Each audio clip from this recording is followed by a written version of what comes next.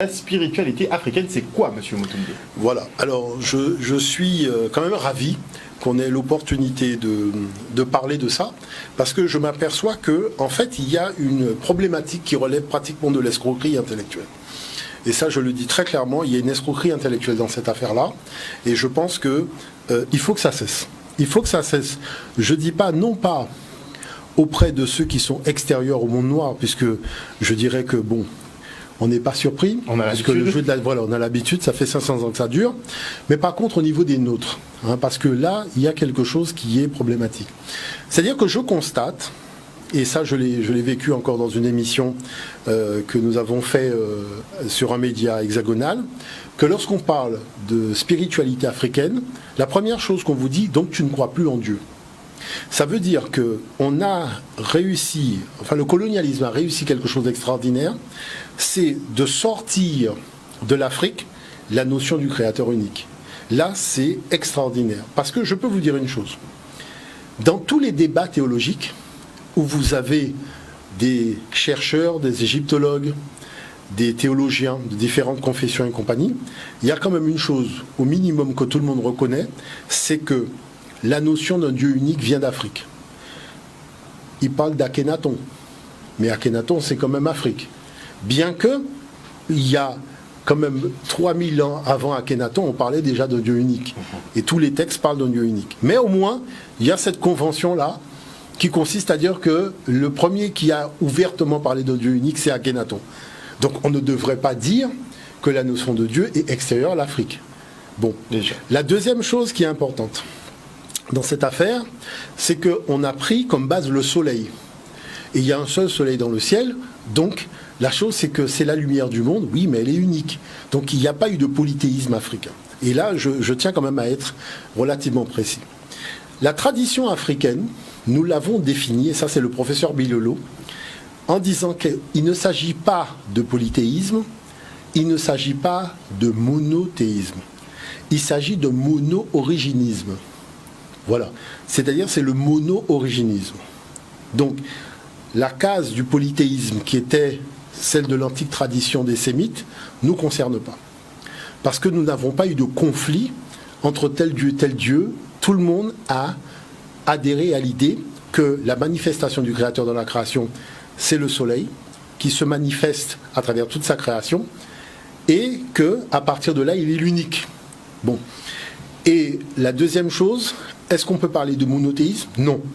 Nous, c'est le mono-originisme, et je vais prendre le temps de l'expliquer simplement. La première chose qu'il faut savoir, c'est que dans la tradition africaine, Dieu est androgyne, c'est-à-dire il est femelle et il est mâle. C'est pour ça qu'on dit la mère père primordial. Il faut savoir que sur le plan scientifique, quand un embryon naît, au départ, il est ni mâle ni femelle. D'accord? Et c'est tout simplement à la 8e semaine, après la 8e semaine d'ailleurs, vous vous rendez compte, après la 8e semaine, que le féminin va se dissocier tout simplement en ayant deux chromosomes X, et le masculin va faire un chromosome X, un chromosome Y. Mais on voit bien qu'au début de la gestation de la vie, tout humain est androgyne. C'est-à-dire tout humain est androgyne, c'est-à-dire qu'il a les deux. Vous voyez? Et la chose, c'est que le féminin a cette emprise relativement importante. Donc lorsque nos ancêtres disent que le Créateur est à la fois mère et père primordial, la science leur donne raison. D'accord? Donc ça, c'est la première chose. La deuxième chose qu'il faut savoir, c'est que nos ancêtres disent que le Créateur est à l'origine de tout, mais dans tout ce qu'il a créé, il a placé une parcelle divine de lui-même. Il est le seul à être la totalité. Tout le reste n'est que parcelle, c'est-à-dire l'être humain est une parcelle de la totalité divine. D'accord?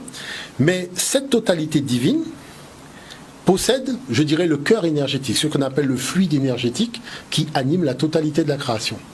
Et donc ce fluide énergétique, chaque être possède un millième de ce fluide énergétique. D'accord? Et donc, à partir de là, que ce soit le monde végétal, le monde animal, le monde minéral, le monde humain, peu importe ce que vous voyez comme monde, vous allez constater toujours une chose, il y a toujours de l'énergie, il y a toujours de la vibration. Et cette énergie, cette vibration, prenons la mécanique quantique. Qu'a révélé la mécanique quantique? La mécanique quantique a dit que comme tout est issu du même placenta, c'est-à-dire le noyau du Big Bang, et tout s'est dissocié depuis le Big Bang, on constate que tout ce qui existe a quand même un fluide qui revient vers le point originel du Big Bang. Donc ce qui montre bien que quand on parle de fluide énergétique, la théorie quantique et de physique du Big Bang retient qu'effectivement il y a de l'énergie dans tout, mais que cette énergie tend dans son origine toujours vers le point originel qui est le Big Bang. Donc je dirais jusque-là, on n'a fait que de la science. Et ça, c'est très important. Parce que je dirais que à partir de là, on a considéré que le Créateur a créé l'homme et la femme. Il n'y a pas de dissension entre l'homme et la femme. C'est-à-dire, il y a une complémentarité qui s'exprime pour tout simplement donner la vie. Mais la femme, il n'y a pas d'interdit de la femme dans la société. C'est-à-dire qu'il faut savoir qu'en Afrique, il y a toujours eu des reines. Il y a eu des femmes qui ont été chefs des armées. Il y a eu des femmes qui ont été chefs religieuses. C'est-à-dire le titre de pape, allez mettre une femme au Vatican aujourd'hui, vous allez comprendre le problème dans la dimension nomade et patriarcale. Les nomades, une femme président en France. Voilà, les nomades patriarcaux, ce sont des peuples qui se sont sédentarisés récemment. Ce sont les sémites, c'est-à-dire les juifs, les arabes et les européens, qui se sont sédentarisés récemment. Quand ils se sont sédentarisés, c'est auprès de peuples qui étaient déjà sédentaires depuis des millénaires et qui pratiquaient l'agriculture. L'agriculture a toujours eu une divinité féminine. C'est Déméter, donc c'est Isis en Égypte, qui a donné Déméter, donc en Grèce, c'est l'émanation d'Isis, qui a donné Cérès, donc dans le monde romain. Donc on voit que pour ce qui concerne la nature, la terre, la vie, ce sont des féminins. D'accord ? Bon. Donc le féminin donne la vie, le féminin donne l'énergie, le féminin permet le mystère des mystères. C'est quel est le mystère des mystères ? Permet à la matière d'être pénétrée par l'esprit. C'est-à-dire que c'est dans le corps du féminin, dans le corps d'une femme, que l'esprit rencontre la matière. D'accord ? Ça, il faut le savoir.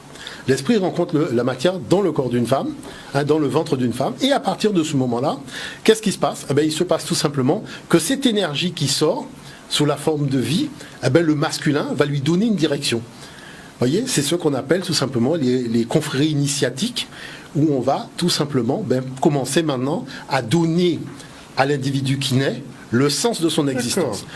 Quel est le sens de cette existence ? Il faut savoir que l'homme est apparu à un moment très important. C'est le moment où l'ordre a vaincu le désordre dans toutes les dimensions du visible et de l'invisible. Donc c'est pour ça que l'homme apparaît dans un temps régulé, des espèces qui sont formées et une gestation de la nature qui est parfaite, avec des saisons, avec des rythmes, avec des animaux, avec des choses différenciées. Donc l'homme apparaît comme une équation parfaite de l'univers, c'est-à-dire il n'y a pas de désordre lorsqu'on regarde l'être humain. C'est une symétrie bilatérale parfaite et tous ses organes fonctionnent. Il est doué de matière et d'esprit. Cette matière va lui donner tout simplement le goût et autres, mais l'esprit va lui donner ce qu'on appelle le discernement et l'élévation spirituelle. D'accord ? Tout ça, ce sont des choses très importantes. Mais là-dessus, l'homme, dans sa démarche, va découvrir une chose. C'est que le Créateur, il a créé par l'intelligence. Son intelligence s'appelle Sia. Donc par un enseignement dans la confrérie, il faut lui conférer l'intelligence de quoi ? L'intelligence du fonctionnement de la nature et de sa relation dans le monde visible et invisible. Pourquoi ? Parce qu'il est le gardien de cette relation. Vous savez que dans la tradition africaine, Dieu dit qu'il est important que les humains soient le plus intelligents que possible. Pourquoi ? Parce que la création est complexe. Et comme l'humain doit être le gardien de cette création, la création, c'est pas un parc d'attractions, on n'a pas à faire des zoos et s'amuser avec les animaux, c'est-à-dire on est garant d'une réalité transcendante qui possède en elle cette étincelle divine du Créateur. C'est-à-dire que vous ne pouvez pas fabriquer un manguier et décider que le manguier va porter des mangues quand vous le souhaitez. Parce que l'énergie divine du Créateur s'en va. Vous avez des mangues, oui, mais il n'y a plus d'énergie divine du Créateur à l'intérieur. D'accord ? Donc ça, ce sont des choses importantes parce qu'on entend tout et n'importe quoi. Maintenant, tous les termes par lesquels on appelle Dieu aujourd'hui, quand vous dites que vous l'appelez l'Éternel, je tiens quand même à rappeler, plus de 2500 ans avant le texte juif, Dieu est appelé dans les textes sacrés africains Néhéhé. Néhéhé, ça veut dire l'Éternel. D'accord ? Quand on dit Nepet, ça veut dire le Seigneur du ciel. Nisutiri Empet, le royaume de Dieu est au ciel. C'est-à-dire il faut apprendre à lire les Medunechia, les hiéroglyphes, et à voir ce qui est écrit. Quand il dit « je suis le Seigneur Tout-Puissant », tout ça, ça vient de l'Égypte. Je suis le Créateur Imta. Donc il ne faut pas venir... Quand on dit Amen, Amen c'est le nom de Dieu en Afrique. Ah, il faut le savoir. Hein. Amen, c'est le nom de Dieu. Posez-vous la question, pourquoi les gens parlent de Jéhovah, ils ne terminent pas la prière en disant Jéhovah, en inventant ainsi soit-il, qui est vraiment burlesque, parce qu'en égyptien ancien, Iret Mikreper, ça veut dire ainsi soit-il. C'est-à-dire que quand vous avez un texte sacré, ça se termine par la locution Iret Mikreper. Iret Mikreper, c'est ainsi soit-il.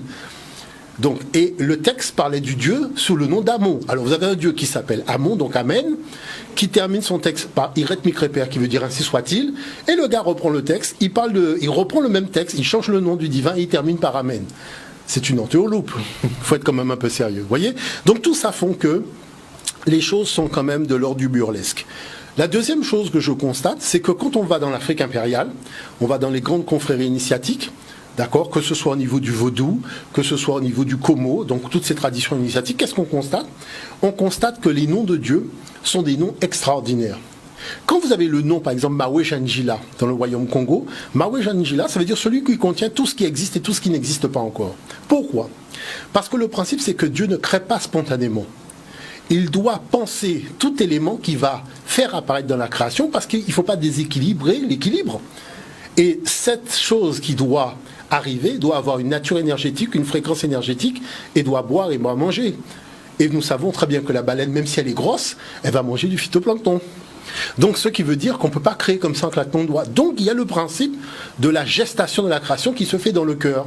Mais quand on met notre grain de sel justement dans la création et qu'on vient à modifier un peu les circuits naturels. Alors, il faut savoir une chose. Moi, sur cette question, j'en ai parlé à un grand initié du vaudou haïtien. D'accord ? Du vaudou du Bénin, pardon. Et la chose, c'est que comme on a eu l'occasion de le recevoir en Guadeloupe, moi je suis parti dans la nature avec lui. Il y a beaucoup de choses qu'il m'a expliquées.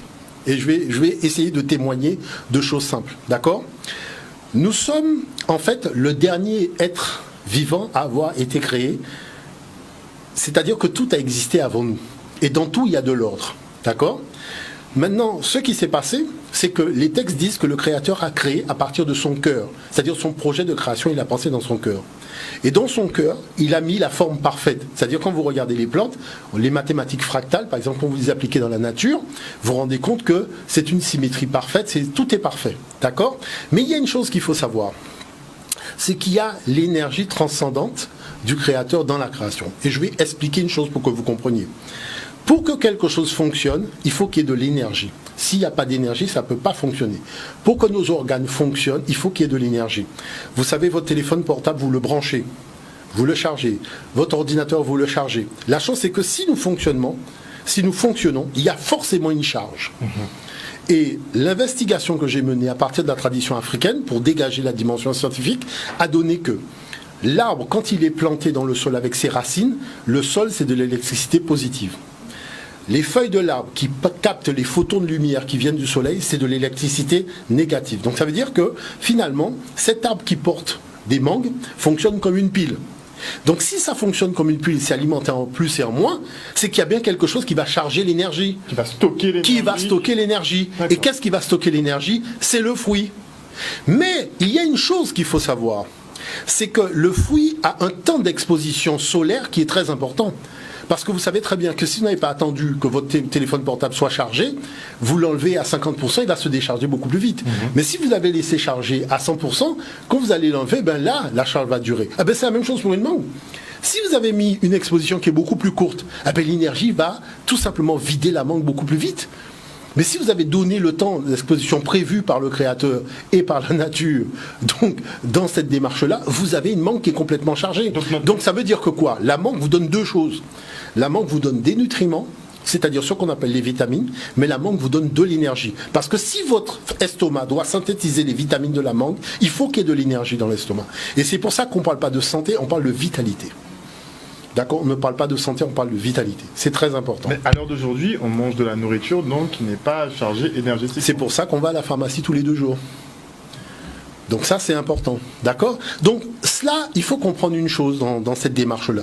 Il y a des choses, par contre, qui sont à l'opposé de toutes les autres théories et qui reposent sur une réalité fondamentale. On ne prie pas Dieu parce que nous sommes divins. On se prie soi-même ? C'est comme si on se priait soi-même. Soit on est des êtres divins, soit on ne l'est pas. On a été créé par le Créateur divin, on est de fait divin. Donc l'Afrique ne conçoit pas la notion de prière, ne conçoit pas la notion de chapelet, ne conçoit pas la notion de neuvaine. Parce que ça veut dire que tu mets en discussion ta divinité. D'accord ? Donc les choses sont totalement différentes. Ça, c'est des choses fondamentales à ce niveau-là, parce qu'il faut arriver à le comprendre. Ah ben c'est Brice me disait hier, par exemple, qu'on ne devrait pas dire qu'on a une âme, on devrait dire qu'on est une âme. Qu'est-ce que vous en pensez ? C'est-à-dire qu'on est une étincelle de lumière. C'est-à-dire qu'à l'intérieur de chaque être, mais pas que l'homme, hein, le Créateur a mis une étincelle, ce qu'on appelle le hak, voyez ? Et je vais vous dire une chose, dans les textes sacrés africains, chaque fois que le hak se retrouve au paradis, ça s'appelle un béatifié dans les textes chrétiens. D'accord. Puisque comme c'est les mêmes textes, on a juste changé le nom, on voit bien que le mot hak dans le texte égyptien est traduit par béatifié. Donc tout ça, ce sont des choses qui sont relativement importantes. Maintenant, je vais vous dire une chose qu'il faut quand même savoir. Vous avez une pièce dans laquelle circule de l'énergie. Mais cette énergie, il faut un interrupteur. Et il faut quelqu'un qui vous explique comment fonctionne l'interrupteur. Ah ben c'est ça. Les divinités, c'est ça. Quand on parle de divinité vaudou, quand on parle de divinité égyptienne et compagnie, ce sont tout simplement des êtres qui ont été envoyés pour vous expliquer que ça, c'est un interrupteur. Quand tu fais ça, ça s'allume, ça allume la lumière. Quand tu fais ça, ça éteint la lumière. Mais ça allume et ça éteint la lumière. Où ? En toi. Hein. Quand tu fais ça, tu éteins la lumière en toi. Quand tu fais ça, tu l'allumes. C'est-à-dire, tu mens, tu éteins la lumière. Tu dis la vérité, tu allumes la lumière. Donc, c'est ça. Maintenant, qu'est-ce qui se passe ? On constate que quand je prends un élément, par exemple, qui est issu de la transformation, prenons par exemple une canette. Cette canette-là, je la jette dans la nature. Au moment où je la jette dans la nature, il y a deux actes qui sont commis qu'il faut comprendre. J'ai jeté un élément matériel dans la nature, mais j'ai jeté aussi un élément énergétique en moi. C'est-à-dire que il y a un double jeu, c'est ce qu'on appelle le secret de la création. Et c'est très important ce que je dis, parce que quand il y avait les réunions à Paris sur la COP 21 et compagnie, c'était de ça genre de discuter avec les gens. Je leur dis faites très attention, parce que vous êtes piégés. La Terre me permet, par son fonctionnement, de savoir exactement ce que vous avez dans le cœur. Parce que ce n'est pas la Terre qui est polluée, c'est votre cœur qui est pollué. Donc quand tu jettes la canette... Ah oui, il y a un double jeu qui se fait. C'est-à-dire que, regardez bien, tous les mots de pollution, il n'y a pas de langue africaine qui parle de la pollution. Même en Guadeloupe, tous les mots de pollution sont des mots français. Peut-être créolisés, mais on n'a pas de mots dans nos langues maternelles pour dire poubelle. Hein ? Ça n'existe pas, parce que cette notion-là n'existait pas chez nous. Hein ? Donc il faut bien le comprendre. Pourquoi ? Parce que tu vas mettre dans la nature un corps étranger à la présence de la nature dans ce lieu-là. C'est-à-dire, il faut imaginer que c'est un lieu dont l'équilibre énergétique est parfait, et tu mets quelque chose qui va déséquilibrer cet équilibre. Mais au moment où tu penses l'avoir fait et ne pas avoir d'incidence, en fait, il y a un retour, je ne dirais pas un retour de bâton, mais c'est la problématique des lois. Un retour énergétique, donc, ce cas-là ? Ah oui, totalement. C'est ça la chose. C'est que de l'autre côté, tu t'es pollué toi-même. C'est-à-dire, l'énergie que le lieu a perdue, cette chute énergétique, tu vas la recevoir. Donc c'est pour ça que moi, c'est ce qui m'a beaucoup interpellé. Et je ne vous parle pas que les gens le savent. Moi, j'ai été voir l'Office des forêts et je leur ai dit, je voudrais organiser une rencontre entre vous, Office des forêts, et les grands initiés africains pour que vous puissiez comprendre comment ils parlent de la forêt. Parce que vous parlez de la forêt comme des Occidentaux. Vous n'avez aucune notion culturelle de ce que c'est que la forêt. Et si vous êtes des forêts, machin, il faut arrêter quand même. On est en Guadeloupe, on n'est pas en Belgique. Je comprends qu'un garde forestier... Et même en Belgique, ils vous disent que les arbres parlent, il y a tout ça maintenant. Hein, en Allemagne aussi, il y a un livre qui a fait des millions de ventes où on dit que les arbres parlent et compagnie. Mais je vais vous dire une chose. Le plus beau dans tout cela, c'est cet enseignement-là. Un vieux prend un jeune initié, un enfant, et il lui dit « Qu'est-ce que tu vois ?» Et l'enfant, il dit, je vois des arbres, je vois des oiseaux. Il dit, oui, mais qu'est-ce que tu vois ? Il dit, je vois le ciel, je vois les... Qu'est-ce que tu vois ? Et l'enfant, il dit, je vois la création. Et le vieil initié dit, d'accord. Et il dit, mais qui a créé la création ? Et l'enfant répond, le Créateur. Il dit, d'accord. Et comment le Créateur a créé la création ? Il dit, avec la parole. Il dit, donc, qu'est-ce que tu vois ? Et le petit enfant répond au grand prêtre, donc Kamit, tout simplement la parole du Créateur. Et il dit, mais où tu dois être pour être à l'écoute de la parole du Créateur ? Et l'enfant répond, dans la création. Donc il dit, viens, on va dans la forêt. Arrivé dans la forêt, il dit, quel est le premier enseignement que te donne le Créateur ? Il dit, mais c'est bizarre parce que tout est vers la verticale. C'est-à-dire que ça part du sol et ça monte vers le ciel. Tout s'élève. Donc, il dit, tu vois, la première loi, c'est pouvoir à son élévation. C'est-à-dire, peu importe là où l'arbre sort dans la forêt, il peut même sortir sur un rocher, mais il va faire des racines, il va chercher la terre et il pouvoir à son élévation. Quelle est la deuxième loi? Porter des fruits. C'est-à-dire que si tu cherches les fruits de ton intelligence, tu vas remarquer que quand tu cherches les fruits d'un arbre, tu dois lever la tête.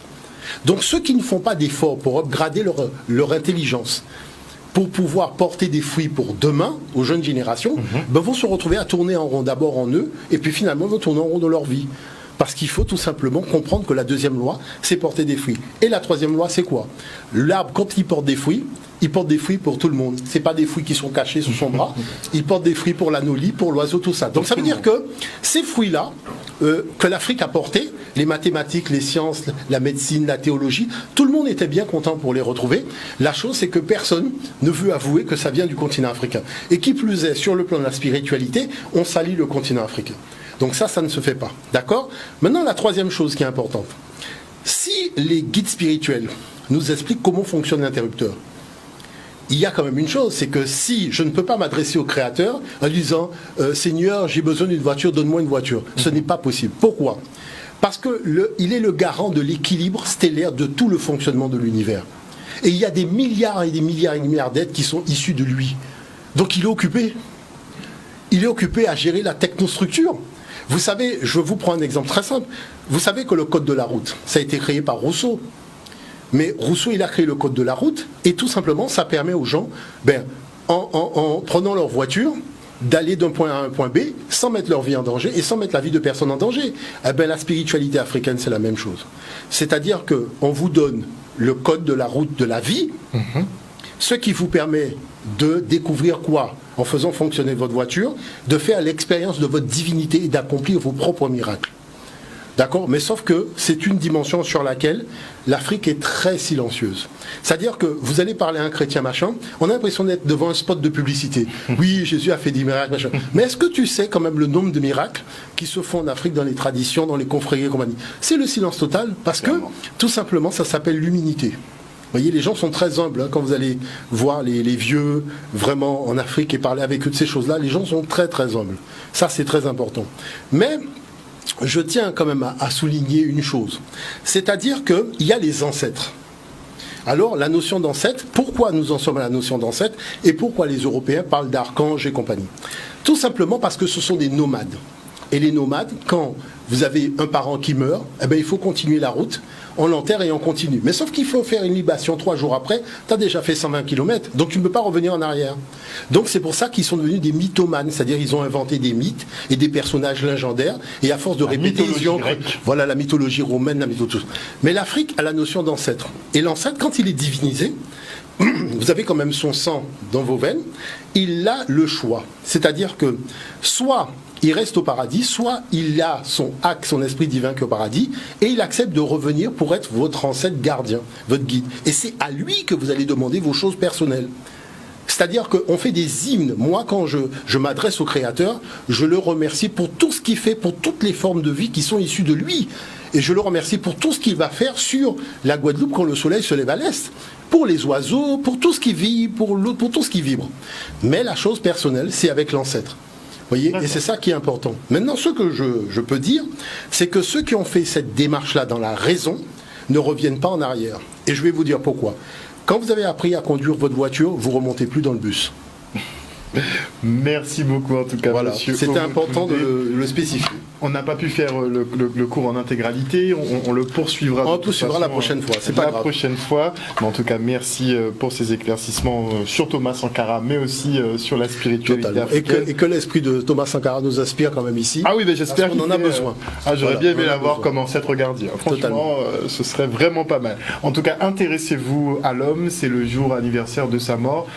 Sincèrement, intéressez-vous à cet homme, à son parcours, à ce qu'il a accompli en 4 années seulement au Burkina Faso. Il montre effectivement que les grands changements sont possibles, mais il faut savoir faire preuve d'intégrité et de respect. Ce sont deux valeurs qui le portaient. Merci beaucoup, monsieur Baudouin. Merci.